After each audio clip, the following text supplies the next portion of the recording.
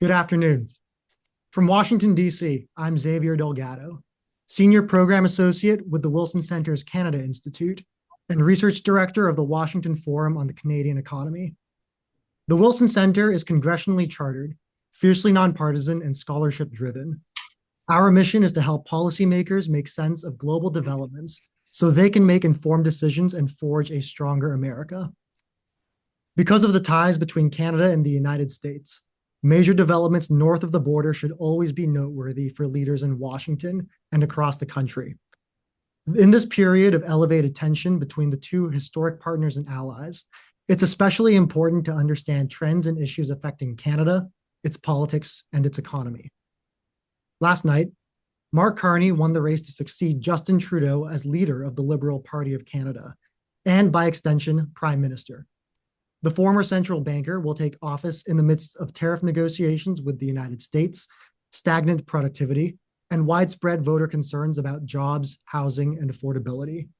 Carney is expected to call an election in the near future, which may come down to who can sell their vision for Canada's economic future best to a nervous Canadian electorate. To help us better understand the state of the economy that Mr. Carney has inherited, we've assembled some of the sharpest minds on public policy, economics, and Canada-US relations for today's discussion. To moderate the panel, I'm pleased to introduce former Vice Chair of the Federal Reserve for Supervision and Co-Chair of the Washington Forum on the Canadian Economy, Randy Quarles. Randy, the floor is yours. Thank you. Thanks, Xavier. Thanks, everyone in the audience. Thanks to the distinguished panel that will be discussing these issues today. The title of our session was Assessing the Economy Inherited by Canada's Next Prime Minister. So this is obviously a very opportune time to be having that discussion since we just learned officially who that will be. Mark Carney won the Liberal leadership with 85% of the vote, a fairly resounding victory. Mark, as I think everyone who will be tuned in here knows, was the governor of the Bank of Canada, then the governor of the Bank of England. He chaired the Liberal Party's task force on economic growth from September of last year until his candidacy. And the issues that he mentioned in his victory address and during his campaign, of course, tariffs, the carbon tax and capital gains tax, which have been controversial in Canada, and immigration. So we will hope to discuss all of those issues and more with today's panel. So let me turn to introducing our discussants. Bill Morneau obviously served as Canada's 39th Minister of Finance from 2015 to 2020. Was also governor at the International Monetary Fund and the World Bank. Between 1990 and 2015, Bill led the multinational human resources firm Morneau Shepell, which is now TELUS Health. And in 2021, he was a senior fellow at the Jackson Institute at Yale University. He's currently the chairman of NovaSource Power Services. He's the director of CIBC, and he's a member of the Wilson Center's Canada Institute Advisory Board and co-chair of this forum. Lisa Raitt is the vice chair of global investment banking at CIBC Capital Markets. Before that current role, Lisa was president and CEO of the Toronto Port Authority. She was elected to the House of Commons in 2008, where she went on to hold 3 senior portfolios, serving as Minister of Natural Resources, Minister of Labor, and Minister of Transport, as well as the Shadow Minister of Finance. And most recently, Ms. Raitt was the deputy leader of the official opposition and the Conservative Party of Canada. And finally, Christopher Sands is the director of the Wilson Center's Canada Institute. He's a specialist on Canada, U.S.-Canadian relations, and North American economic integration. He's based in Washington, D.C. He's a lecturer at the Johns Hopkins School of Advanced International Studies, where he directs the Hopkins Center for Canadian Studies. He's a lecturer and course coordinator of the Canada Seminar at the Foreign Service Institute of the U.S. Department of State. Chris is a board member of the Canada-United States Law Institute, the Institute for Research on Public Policy, the Macdonald-Laurier Institute, and the University of California, Berkeley Canadian Studies program. He was a founding member and officer of the Canadian Politics section of the American Political Science Association, and he's a member of the editorial board for the Canadian Foreign Policy Journal.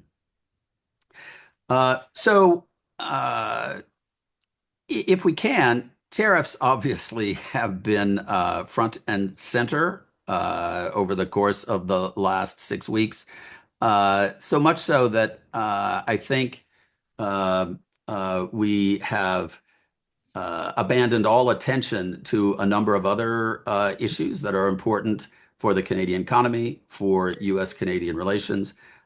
So maybe to switch things up, we could start by asking each of you to discuss some of the non-tariff issues that you think will be important both for the new prime minister in seeking to shape the Canadian economy, as well as U.S.-Canada relations, and maybe start with Bill.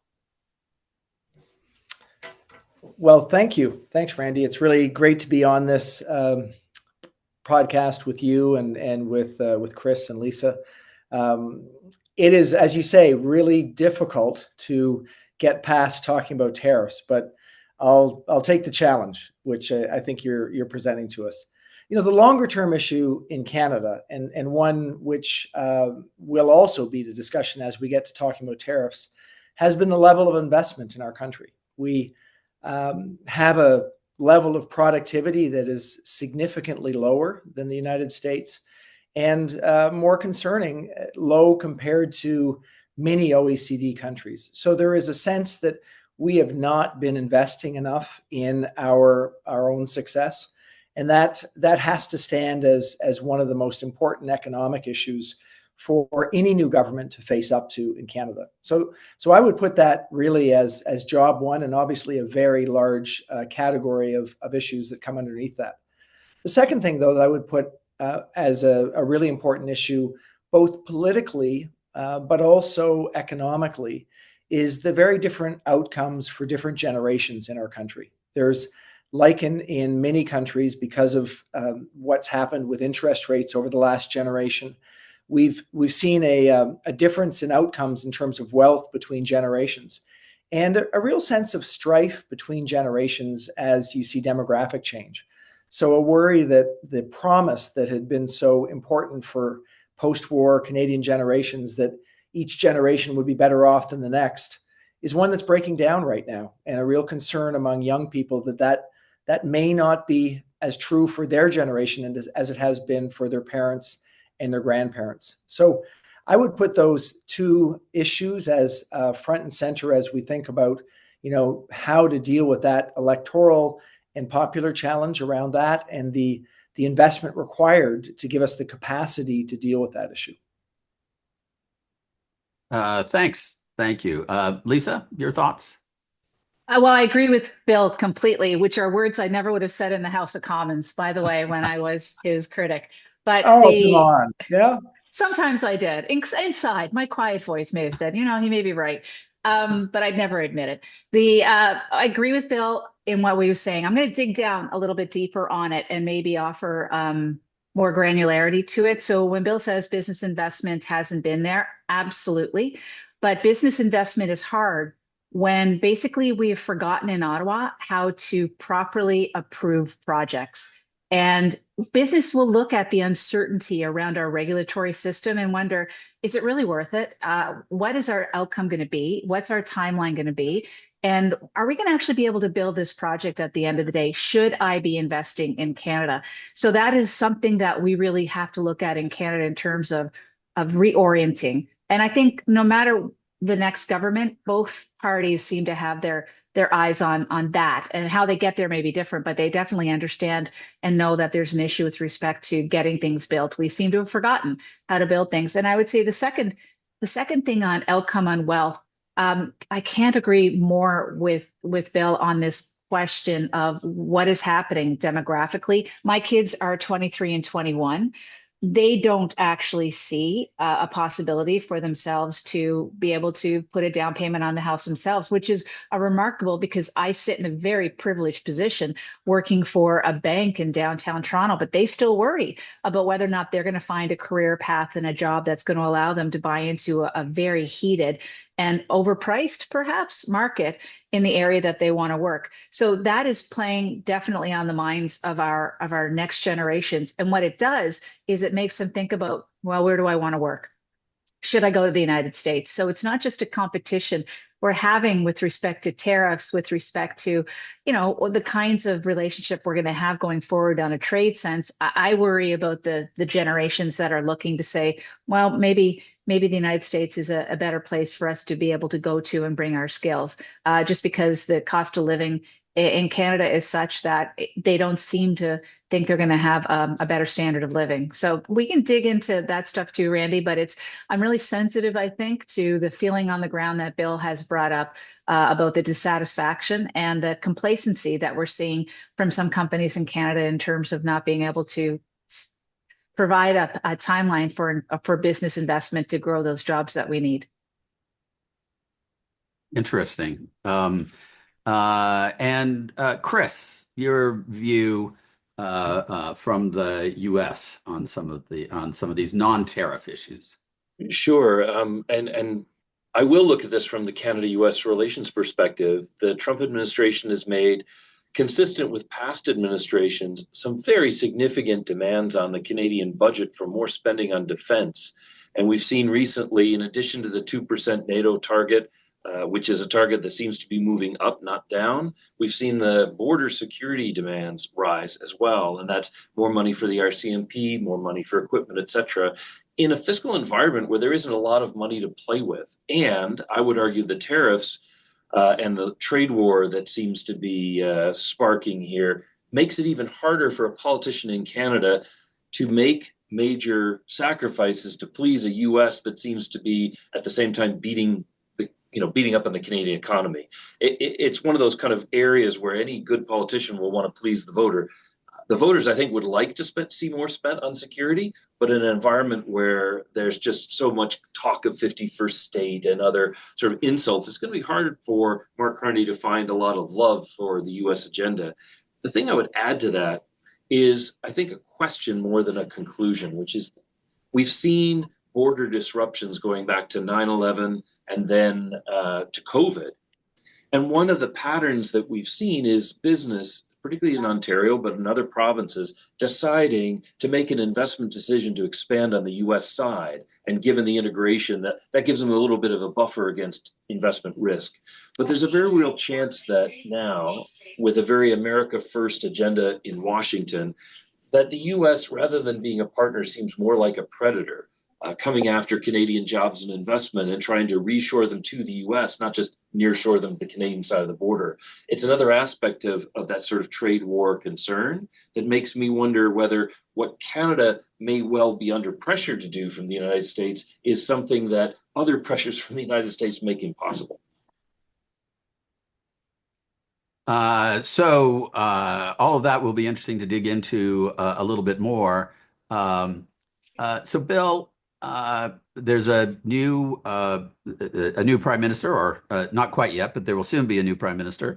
How, given your experiences as Minister of Finance, talk to us a bit about how a new prime minister and his cabinet will be thinking about these economic issues in the very early stages of his term. Well, I guess the question that you start with is how early is early. So I would say the immediate issues that the new prime minister will have to deal with will obviously be about dealing with the United States. That's number one on his agenda. It has to be. It's the only thing that Canadians are really consumed with at this moment. It's taken over from all other issues. So that will dominate the agenda. But if I think about the economic issues, your question that he's going to have to try and play on underneath that, obviously there's a huge issue right now in Canada about confidence. There's a real challenge for any business against their concern that our economy will be hit badly from what seem to be, hard to predict tariffs in terms of the level and duration. And so there's a confidence issue. So in that context, what he will most certainly want to do is give people absolute assurance that, first and foremost, to the extent that the government can provide supports for issues that are temporary, that those supports will be there. And I say for issues that are temporary because it is very different than a pandemic, where people were off work and companies had no business. So to the extent that there's a realization that there's temporary issues, confidence that people will, if they're laid off in the very near term because of auto parts closures, that there's confidence that those people will have access to enough resources, which they largely do through our EI system, but they'll need to be sure of that. And to the extent businesses are temporarily affected, that there's credit facilities that they can have. So confident against those very short-term issues. And then I would say in the longer term, and it's back to what Lisa and I were talking about in terms of investment, there will be a real opportunity, I think, for the new prime minister and the new party that will win out of an expected election to use this moment to deal with what have been some particular challenges in getting things done. So one idea clearly that will come up will be, what are the projects in our country that are close to final investment decision? What are the impediments to getting those projects off the ground? Legislative, barriers between orders of government. That will be a quick idea in terms of how you can get investor confidence that there's going to be money that will stay in the country, because of course the volatility that's been introduced by the Trump administration means there's at least some businesses that are questioning whether they need to do their next investment in the United States. So that will be a necessary first step. And then, one of the obvious things that everyone will want to think about is, can we use this moment for other issues? Can we get to municipal, provincial, federal agreement, whether it's on housing or interprovincial trade barriers, things that are hard to get done in normal times? That's going to be the agenda, and we really can't assume and shouldn't assume that this moment of angst will last forever. I hope. We're obviously best friends and neighbors with the United States, so we want to get back to a normal. So using the moment to get Canadians to realize that for a long time, our productivity has been behind the United States and behind where we want it to be. For a long time, we haven't been making the investments, and for a long time, we've been creating barriers. Use this moment to try and overcome some of those issues to get to a better place. Do you think that in that effort there will be any sort of material policy changes from this Liberal government from the last Liberal Prime Minister, or is it sort of more effective implementation of policies that had already been adopted? If you're asking me, I expect that I do expect an election comes soon. So I think that it's a very short term issue with the new government without a mandate. In the very short term, without a mandate, I don't think there's too many major pivots that can be made if the news reports are correct in terms of the timing of an election.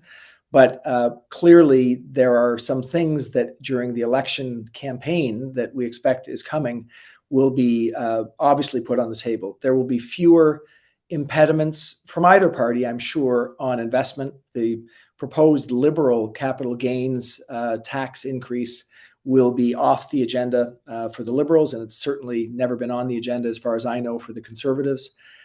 There will be a retreat from the consumer-facing carbon price. That's quite clear from Mark Carney's standpoint, and obviously has been a platform promise from the Conservatives for a long time. So those are short-term issues, and they reflect longer-term issues. To your question, they reflect a longer-term focus on investment, and the capital gains increase was inconsistent with that goal of investment.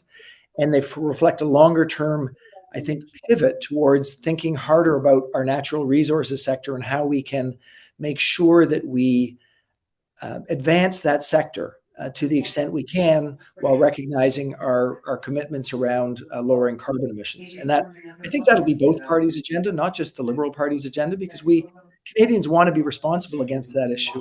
But there will be different ways that people communicate that, I'm sure.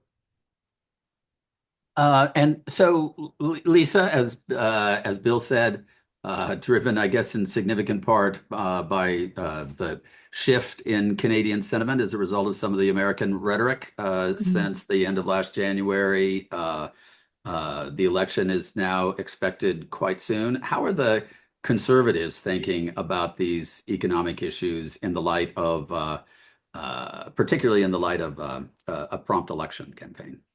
So it's a bit of a sea change for the Conservatives. They have been campaigning for the last 2 years on the pillars of the Liberal platform that Bill just talked about, which was a carbon tax on individuals, capital gains tax on companies. Both of those things have become extremely unpopular in Canadian voting circles. And as a result, last night in his acceptance speech, Mark Carney did say that they're pivoting away from both those things.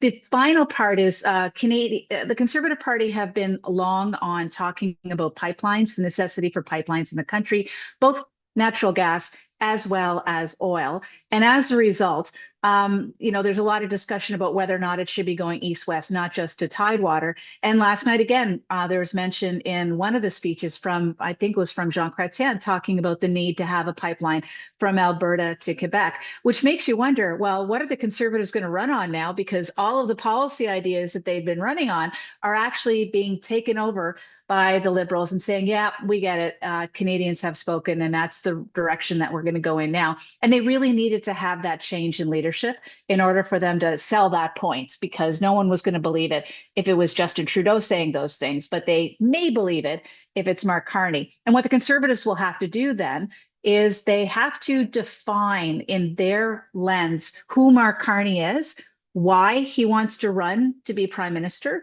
and what it is that he's going to do. And is that really different from the previous Liberal government that they say have left you in a situation that you're not happy with? So that there's going to be a lot of it's going to be a lot of fodder out there. I think it's going to be a very intense 6 weeks between now and a possible election date of April 22nd or April 2028. But the leader of the opposition did come out today. He had a press conference, and he's ready to fight. They're definitely going to be flashpoints on this election campaign. So we'll see what ends up happening. But all of the things, the carbon tax and the capital gains tax and the talk of pipelines, they're actually good for the country. So with Bill, I agree. What he says is that it's a moment in time where we can actually choose to move the country forward. There's a lot of centrists in this country that kind of inhibit somewhere between the conservative spectrum and the liberal spectrum. And right now, we collectively, I think, have a bigger voice than we've had in the past. And I'm happy and I'm optimistic. Let me put it that way. Randy, can I jump in for a quick second? Yeah. I think this is all, Lisa and I are 100% on the same page, but I think she and I both understand that there are some challenges for the different parties in getting to the right answer. And so I always like to point out to people that 94% of the electricity in Quebec is generated by, basically by renewables, hydro predominantly. And only 14% of the electricity is generated by renewables in Alberta. There are some fundamental differences in our country that make it electorally challenging for one party versus the other, because the Conservatives have Alberta as a core part of their voting electorate, and the Liberals, when they're successful, have Quebec as a core part of their voting population. So it is obviously a little harder for the Liberals to pivot to what Jean Chrétien might have been advocating for last night than it would be for the Conservatives. I think, we can all say a pipeline from Alberta to Ontario so that we don't have the Line 5 pipeline that goes down through Michigan to get oil to Ontario. That makes a lot of sense. But then when you start getting to the Quebec border, it's just electorally for the Liberals a little bit more of a tightrope that they're walking on. So I'm not engaged in the party platform at this stage, obviously. So it'll be interesting to see how they do walk that tightrope. Interesting. The degree of overlap, although from different political orientations, is interesting and maybe greater than I would have expected. So, Chris, from the U.S. point of view, those of us in the U.S. who have always cared about U.S.-Canadian relations, have often complained that kind of U.S. policy in general doesn't pay enough attention to Canada. The last 6 weeks may have taught us to be careful what we wish for.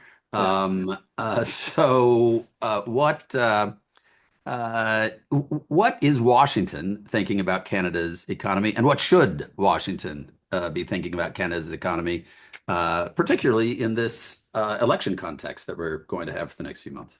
Well, with all the due respect, I feel as though we have an administration that thinks about the Canadian economy like the stock market or even the tech sector, where there's always another buyer, there's always another seller. Things can move very, very fast. And both Bill and Lisa have talked about some very fundamental things about the nature of the Canadian economy, which are true of the US economy as well, that I don't think are getting through. For example, the time that it takes to build infrastructure like pipelines, the complexity of automotive supply chains. It's not enough to just say, well, we'll give you 24 hours and then we're going to hit you with a 25% tariff, deal with it. Because what the US will quickly find is that it's more vulnerable than it realizes. That tariff rate applied to automotive or aerospace or other manufacturing supply chains will quickly push the price of the finished good through the roof. We'll be back to inflation, price inflation for consumers. There's no good way to pass on some of those costs without running into some serious competitiveness challenges. So the first thing I think is we're not thinking very clearly about first the Canadian economy, but also how we're attached to it. And I think we're bringing the wrong paradigm to our conversations about Canada, as if it's easy to get Canada's behavior to switch on or off based on a short-term problem. And that's the reason that we've tended to build in Canada-US relations a set of institutions that are well managed and frame a conversation that's ongoing. We could think about the Military Coordination Commission or its counterpart, the Permanent Joint Board on Defense, that looks at continental defense with a longer term lens. We could look at problems like shared boundary waters, rivers, and the Great Lakes, which we've put in the hands of an institution called the International Joint Commission that can do the research and advise governments on how to achieve what they want to achieve in a collaborative fashion, because one side can't solve that problem without the other side's cooperation. This is, I think, one of the things that is most pressing on Canada-US relations now, that we're removing institutions or bypassing them, and we're finding the stabilizers, the predictable things. You could even argue that the USMCA, or CUSMA as they call it in Canada, is an important institutional structure that creates predictability. And from that predictability and stability comes private sector investment. And from that comes jobs and profits and competitiveness. I feel like we've taken too shallow approach. And as a result, it's a crisis of institutions at a time when many people in the United States and a few in Canada are calling into question the institutions we traditionally have, the effectiveness of Congress, the effectiveness of independent agencies. It's a dangerous game. And I think what people will discover once they break it is that it's very hard to put Humpty Dumpty back together. All three of you have talked about, again, some of the fundamental issues with the Canadian economy and how a new government, whether it's a liberal or conservative government, is likely to try to respond to the population's concern about them, jobs, inflation, housing. But there's also been, in response to the trade tensions, increasing discussion of reducing trade barriers that exist among Canada's provinces. And there are premiers in Canada who've said it's easier to trade between Canada and the US than between East-West within Canada. So in your view, how true is that? How real are those obstacles? What's the potential to increase domestic trade, and what would be the barriers that you'd reduce in order to do that? Maybe starting with Lisa's thoughts on that question. Well, I'm actually going to toss it to Bill, because he was the first finance minister that really grasped the nettle on this one and tried to, I'm giving him credit again. I don't know what's happening today. He was the first one to try to grasp the nettle on this and get the finance ministers across the Canada and the premiers to agree to the fact that we needed to do something on interprovincial trade. That actually happened, I think, Bill, pretty much during your time there, or at least you started the conversation. So they did have something in place, but it wasn't being worked on. And traditionally what would happen, Randy, is you would go to your federal, provincial, territorial meeting with your counterparts from across the country and the territories. And the issue would come up about getting rid of the regulatory irritants I was in the regulatory spaces. So it was always about, can we harmonize the rules across? Can we have one sticker? Do we really have to change our tires when we go from Manitoba to Ontario? Every time that would come up, your deputy minister would hand you a piece of paper and say, these are the things you're not allowed to give up, because this is where we stand on them. And it's important to our economy, or we want everybody else to behave like us. So it got nowhere at these individual tables. But I think Bill's government was the one that actually tried to put the premiers together and say, let's figure this out, set up a committee that's going to work on it, make deputy ministers report back. It didn't move as fast as anyone would like to, because COVID hit and there's lots of other stuff going on. But now they have redoubled their efforts. They're taking a look at it. But I'll give one caveat. It's not a panacea, right? It's not $7 billion. A lot of people think it's going to be a big GDP hit. It may. Our CIBC economists don't think it's going to be that significant. It'd be significant, but it's not a saving grace for what's happening vis-a-vis the United States. And with that, I'm going to toss it to Bill to take credit. Well, I can't take credit, and I wish I could, Lisa. That's generous, but the reason I can't take credit is we didn't achieve what we should have achieved, frankly. And you're being generous in a way in saying that we made progress, but I will tell you why the progress wasn't as great as it should have been. And I was not only as finance minister, but for a while I was the minister for interprovincial trade when one of my colleagues had cancer. So I saw it both from my finance chair, but also from the direct chair. And the issue is that, as with any kind of enterprise, you can't try to do too many things at the same time and hope that you're going to achieve all of them.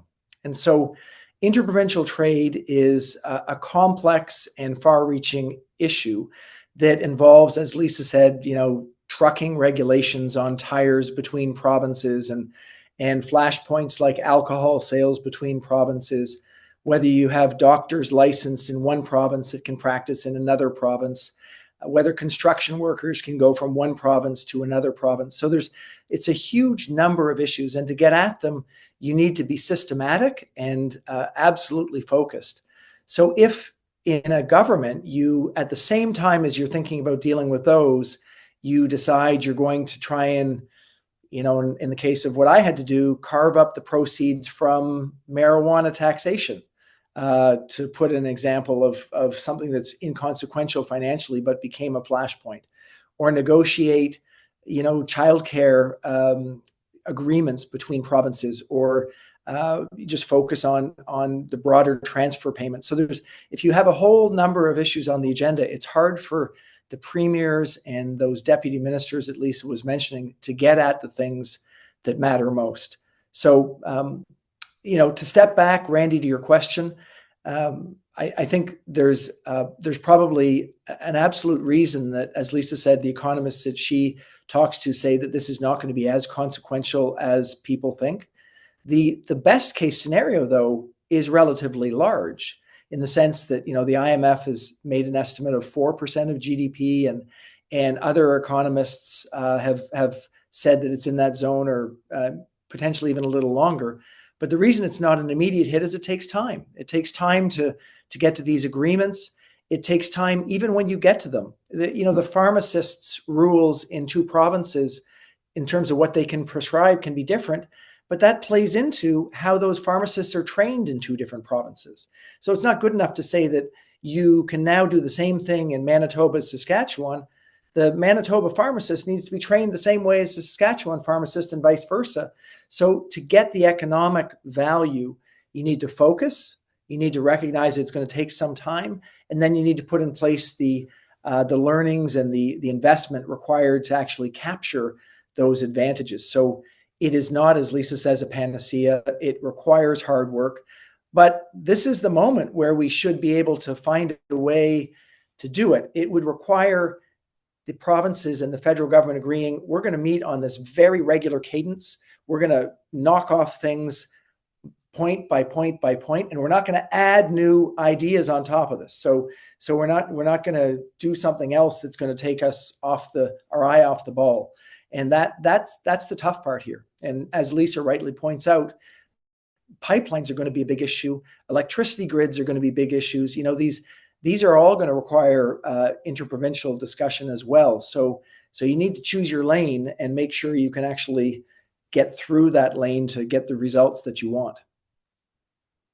But again, given this particular moment in U.S.-Canada relations, maybe it makes it easier to accelerate these interprovincial discussions than it had been in the past. And that's what's happening right now. I mean, to be fair, they are moving quickly. And I think the provincial premiers, they recognize how important this is for their economies. But the reason Lisa says they give you the list of the things that you can't do, the challenge is that there's every province has a different impact based on proposed tariffs. Every province has a different impact if they agree to things. So you're kind of suspending disbelief and saying, okay, I'm going to believe that that a rising tide is going to raise all ships, and I'm not going to be the one left, on that beach without enough water to sail out. So that's the moment might be the way to get that belief happening, but you don't want to minimize the reality of these impacts. The specific one that I would use is construction workers. It's really hard for provinces to agree that we'll allow your construction workers from across the border to come into my area, because you might, there may be labor arbitrage opportunities. You might lay off people in your province. So that's going to have very near-term political consequences for any province that decides to do that. So it's not a trivial exercise, and one that we need to use a moment, but we need to recognize it's going to require some real fire in the belly to get us over the finish line. So let's shift for a bit to a large and important sector, obviously, of the Canadian economy: energy, natural resources. That's important not just for the domestic Canadian economy. It's important for trade with the United States. Alberta, to just draw the distinction that Bill had drawn earlier, Alberta has complained about federal natural resources policies and the obstacles that creates to exporting energy to the U.S., particularly regulations, permits. And then layered on top of that, we all know that Mark Carney, he's a nuanced thinker about it, but is very committed to policies that limit global warming and that accelerate the energy transition. So how does all of that factor into the new Prime Minister's thinking going into election cycle? How does it factor into the Conservative Party's thinking going into the coming election as to how to deal with this complex of issues around this really critical sector for Canada? Let's start with I'll Lisa. do conservative. I'll do conservative if Bill will do liberal, because I don't want to speak for what it was like sitting in a cabinet with liberal ministers and the challenges that you would have in trying to get that balance right. In the case of a conservative government, obviously, we have been on the record for a long time that some of the legislation that the Liberals passed in the last 10 years impede the ability to build pipelines in the country, impede the ability to have resources invested in, and haven't given us the result that we want from an economic point of view of having and growing new jobs. How they react to that is going to be interesting to me, because you still have to have in place a good regulatory system that is going to test in terms of whether or not something is environmentally sound and whether or not you have all of the requisite consents that you need from Indigenous peoples. And you can't just slapdash your way through those kinds of things. So there's going to have to be a lot of thought around it. I think since the time I sat in government, the Conservatives have definitely evolved in terms of working with First Nations and Indigenous communities to make sure that what they care about is being heard and that they're part of the actual, I would say, equity side or the participation side in these resource projects.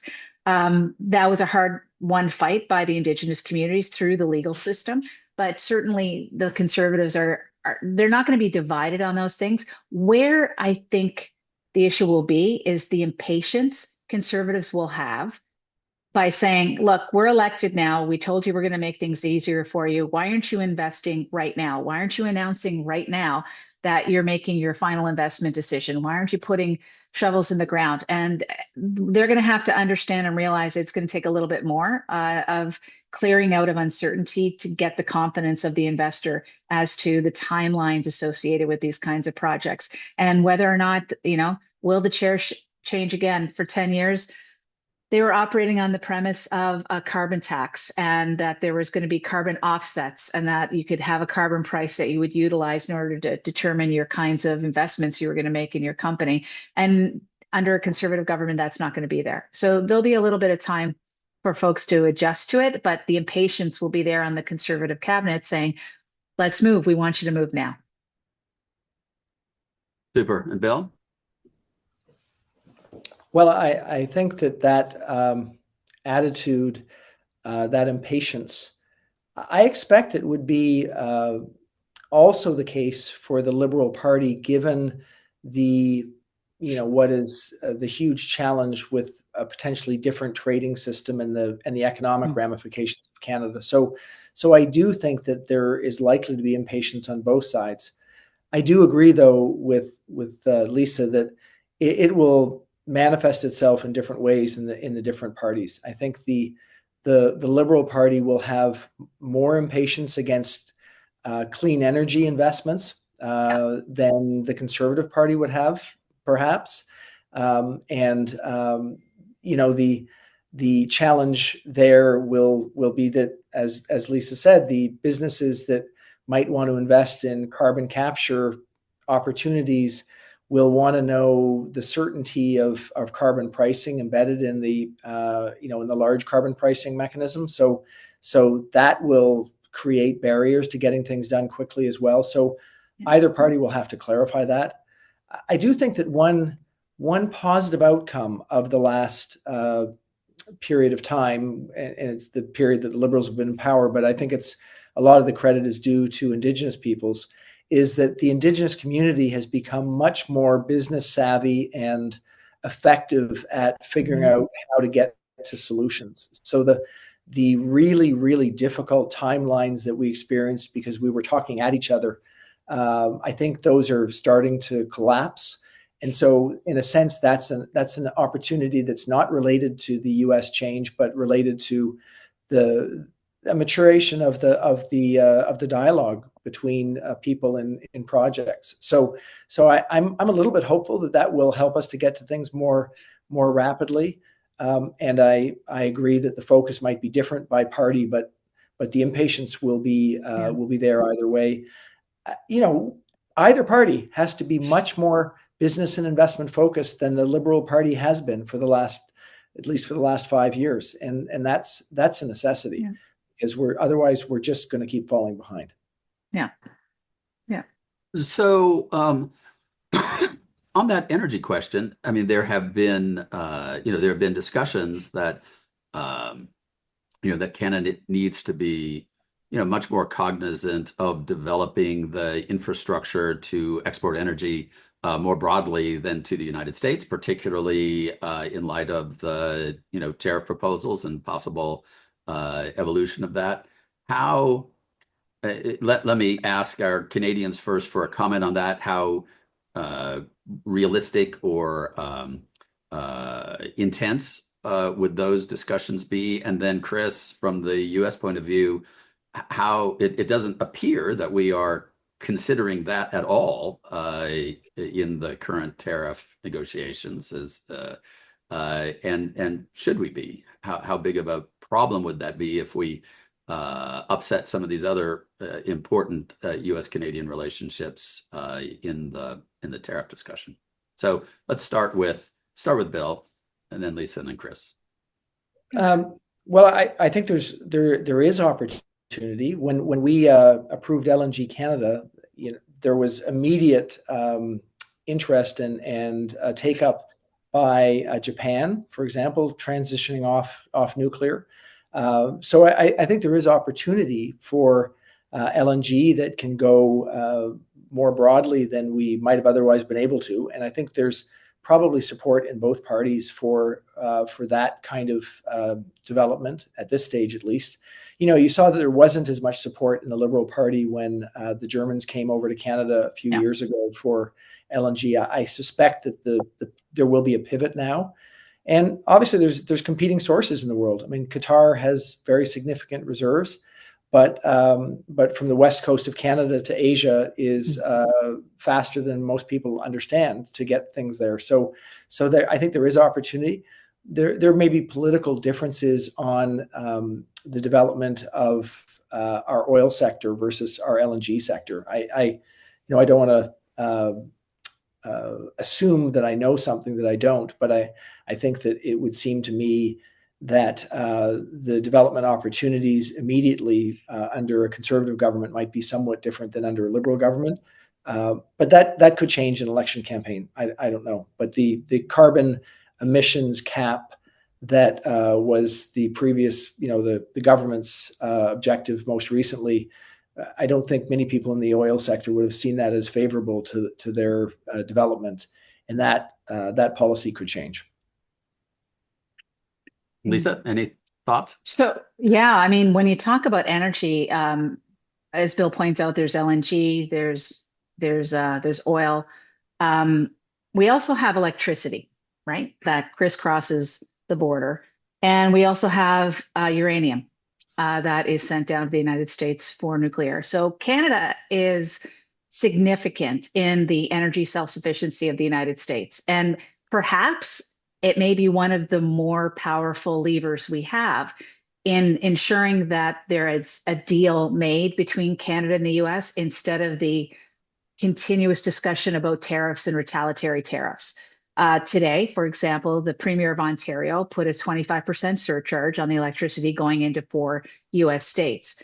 And he said that he wouldn't hesitate in actually shutting off the electricity if there was a retaliatory measure from the United States on that matter. So that's big stakes, that's big talk, but they know that they have something there. I mean, to say, for example, in the case of Alberta, well, we're not going to send the oil down to the United States. There are different markets for you to tap into. With electricity, you kind of don't have that optionality of moving to different markets. You're kind of stuck with the people that have built the transmission lines down to the United States. And the same with uranium. You're going to go to Kazakhstan, you're going to go to Russia. I don't think so. I think you're going to want to stay with Canada when it comes to these kinds of materials. So around energy, there should be a lot of discussion, and it still will always be I think the foundation of the relationship between the two. And when we talk trade, it's not just about goods and services going across the border. It really is electrons at the end of the day. And that is a significant, I would say, it's a big stick from a Canadian point of view, and one that should not be wielded without forethought and understanding of the impact that it may elicit. And I won't go any further than that. Super. Chris, from the U.S. point of view. Well, this is going to sound a little bit, I don't know, like I'm arguing against the U.S., but I feel like one great thing for Canada to do would be to develop an ability to sell its energy in other places. Now, the U.S. has benefited from Canada's energy, and particularly in oil and gas, often gets a discount because Canada has nowhere else to sell it. And electricity, which is notoriously difficult to send over oceans, we get the same benefit. I think to the extent that Canada can develop alternatives, whether that is another market or a domestic use that will take up some of these things. We talk about AI, artificial intelligence takes a huge amount of electricity. EVs would. There are other things in that vein. To the extent that Canada develops more options, I think it sends an important signal to the U.S. market not to take Canada for granted. The net result of which is the fair price and hopefully a good, constructive, and mutually appreciative relationship on energy, which you were right to point out in your question, doesn't always exist for us here. Going back to that change in demand, we know that we have inadequate supplies, particularly of electricity today. And yet we also know that with AI, electric vehicles, and so many other things coming, we're not only inadequate now, we're going to be really inadequate in the future. And one of the great things about the Canada-US energy relationship is that as we build different bits, we can lean on each other at times of stress. We can create greater reliability through interconnections. But all of that requires trust. And I think Canadians over time have developed energy resources on the assumption that the scale of the US market would justify the enormous costs of developing the oil sands in northern Alberta, or even some natural gas finds, say in northeastern British Columbia or other parts of the world. Critical minerals, so important in the energy equation, are not cheap or necessarily very conveniently located. So that means that developing those projects requires stability over time. And I know I'm a broken record, but I think part of the problem that we're facing now is that we're taking out the kind of stabilizers and commitments and trust between the US and Canada that would unlock people's sort of sense of risk at investing in projects that will, in the long term, help the US market out. So in this period, I think Canada's looking at other markets, Canada looking at other ways to develop its future will eventually bring the US back to its senses. We're so fortunate to have a neighbor that is capable of helping us to meet our needs, that we need to be really much more cognizant of that and act like we care. I think we have time for one more issue, an important one. It has been important in the evolution of the domestic Canadian political situation. It is turned out to be more important than I might have expected in the current U.S. Canadian discussions, which is immigration in Canada. Where it had been the national policy to encourage immigration and population as an element of population growth, as an important element of GDP growth, and that there was a political reaction to that. I think 60% was the sort of most recent polling of people in Canada who thought that the country had accepted too many immigrants. Given that, how does the country's immigration policy evolve, both with Mark Carney as a current prime minister, and then the new government, conservative or liberal, and what does that do to the domestic Canadian economy? If in fact the point of encouraging immigration was to encourage GDP growth, does changing gears there, assuming that gears are going to be changed, affect that materially, negatively? Lisa. Yeah.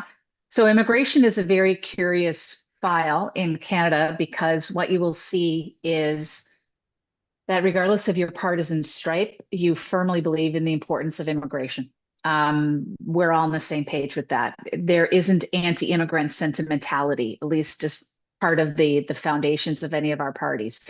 What you are experiencing right now in Canada, however, is the reality that the growth in immigration has unfortunately exceeded the investment in housing, the investment in education, the investment in healthcare. So people are feeling a pinch, and they are associating it with an increase in immigration. They're not blaming the immigrants. What they're blaming is the fact that many people came in a short period of time, and too much, and it overwhelmed the system. So the Conservatives have been pushing on cutting back on the numbers. The Liberal government acted this past year, and they took a look at the numbers that were coming in, and it really is more like hitting a pause on the system. How it will differ going forward, I can only tell you how the Conservatives will approach immigration, and Bill can speak for the Liberal philosophy on it. But from the Conservative point of view, what they tend to lean heavily on is economic immigration, meaning that the kinds of skills, the point system that we have in Canada, that is something that we as Conservatives would point to as a positive. That's the way the system should work. and that, you'll have you'll have a percentage of refugees, which is about 20%. You'll have a part that's family reunification, but the majority of the immigration coming into the country should be along the lines of what is needed for the country and what is additive to the country from an economic point of view. Super. Bill? Well, maybe I can start with an interesting anecdote. The very first lunch we had with Donald Trump when he became president in 2017 with Justin Trudeau and Donald Trump and his key people in the White House, one of the first things he said to us is, "I really love your immigration system." So I don't know how well he'd been briefed on it, but the essence of what he was saying, and I'll distill this in a favorable way, was that he saw that our skilled immigrant approach, the approach that Lisa just mentioned, having a point system that allows people to have a certain number of points and therefore be able to be an immigrant based on their ability to integrate, their ability to speak the language, their ability to immediately add to the economy, is what helps them to become a Canadian permanent resident. So I think that is what he was alluding to. And that's historically what the world has looked at in terms of the Canadian system that's been so successful and led us to have, as Lisa says, this cross-party appreciation for immigration, because it's been very successful. There was a policy mistake coming out of the pandemic. You just need to call it what it was. We overdid the amount of support for Canadians that were off in the pandemic. So we didn't have people come back to work as quickly as they would have otherwise come back to work, which meant that we added more temporary foreign workers. And at the same time, the provinces were restricting the amount of money going to universities, which means they added more international students. So we ended up with a big temporary population in Canada that exacerbated all those problems that Lisa was mentioning, exacerbated waiting rooms in hospitals, exacerbated traffic density, and how much it exacerbated, I don't know. Nobody knows, but I think Lisa's point's a really valid one. When you're frustrated with access to healthcare or getting to work, it takes too long, you tend to blame something. And so you blame the density, and it was a policy mistake. So I expect that both parties would take a similar approach to what Lisa said. Do focus on skilled immigrants that are going to add to the economy, and recognize that immigration is unequivocally a force for good in our country and necessary if we don't want to have demographic decline, because in Canada, we're not producing many babies versus the replacement rate, and we're not unique in that regard. So we do need to think about this as an important part of our equation. So I hope and expect that the policy would be the same or largely the same under either party. And that's, if I were advocating for the Liberal policy, I'd be advocating exactly what Lisa just mentioned was going to be the Conservative policy.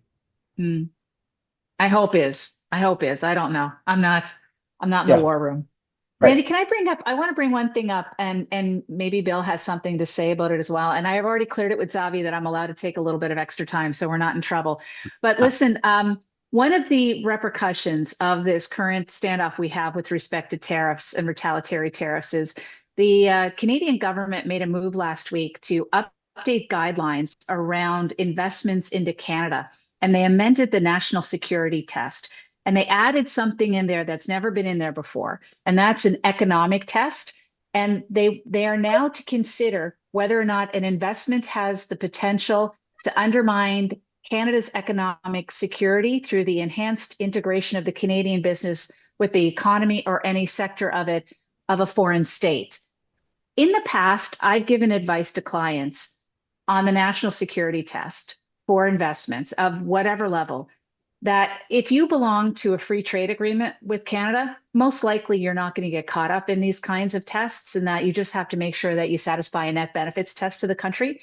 I am no longer of that point of view. I think that this adds a new dimension, and that the possibility of United States investments into Canadian supply chains, into Canadian businesses, is going to get a second look at it from an economic point of view. And I think that's the message that the government sent last week. So as Chris mentioned it earlier, be careful of what we're breaking along the way as we try to get to a deal, because something like that can have a very chilling impact on investment, especially around the notion of uncertainty. I can't give advice saying that, yes, you're not going to be subject to a national security test because you're an American company. I don't think that's the case any longer. I think everyone is going to get looked at. And is that that sounds as if it would be worse for Canada than for the United States, although, put forward as a, as a retaliatory response. Do you disagree? No, I mean, but aren't tariffs the same way? I mean, Canadians feel that the tariffs being put on by the Trump administration are more detrimental to Americans than they are to Canadians. But your point is well taken. It's certainly going to be more difficult to attract investment in Canada. But the Minister Francois Philippe Champagne, he was very clear. He said we have to be able to protect Canadian companies at this point in time from an economic security point of view. And it was a bit of a shocker, I have to say. I did not expect or anticipate it. But maybe there's a concern about American companies looking to the north and wondering whether or not there are some deals to be had up here. Well, currency obviously is something that's probably driving people's thinking in that regard. Tariffs, by definition, are going to have American tariffs are going to have an increased impact on the U.S. dollar, and that has a corollary of the Canadian dollar looking pretty good. It seems to me that what Lisa's saying and what Chris is saying and what we would all agree is that, we are permanently going to be neighbors. We are going to continue to have family on both sides of the border. We're going to continue to be friends. Our businesses are going to be interlinked. We need to get through this period of uncertainty. It's not helpful, and it leads to retaliatory actions that are not in anyone's best interests. And there's reasonable people can disagree on levels of tariffs, but what we do need to get to is some agreement on where we're going to land, and the certainty that will be a continuing expectation for businesses to invest and for people to understand their economic future, and that'll allow, from a Canadian perspective, it'll allow us to focus on how do we make sure our economy is going to be strong in the world that we live in. And we liked the world before this talk about tariffs. We will have to live with, the new world, and we will act accordingly. We will act to protect Canadians' rights in the short term, and we will act to increase Canadians' economic success in the short, medium, and long term. And we certainly hope to be able to do that together with the United States, but we'll find a way to make it happen no matter what. Mm-hmm. Agreed. I agree. Well, terrific. This has been, I think, a great panel, a great discussion. It was insightful, granular, expert, and covered a lot of ground at a particularly important time. So again, let me thank all of the panelists, and thank everyone for signing in. And I'll hand it back over to Xavier. Randy, thank you so much. And on behalf of the Wilson Center, I want to extend a heartfelt thanks to Lisa Raitt, Christopher Sands, and our forum co-chairs, Bill Morneau and Randy Quarles. Folks, if you liked what you saw today, we're going to be holding more of these webinars in the coming weeks. I highly encourage you to stay looped in to all the programming we have here at the Wilson Center, but of course, specifically at the Canada Institute. You can find us at wilsoncenter.org. Once again, I'm Xavier Delgado in Washington, D.C. Thank you for joining us today.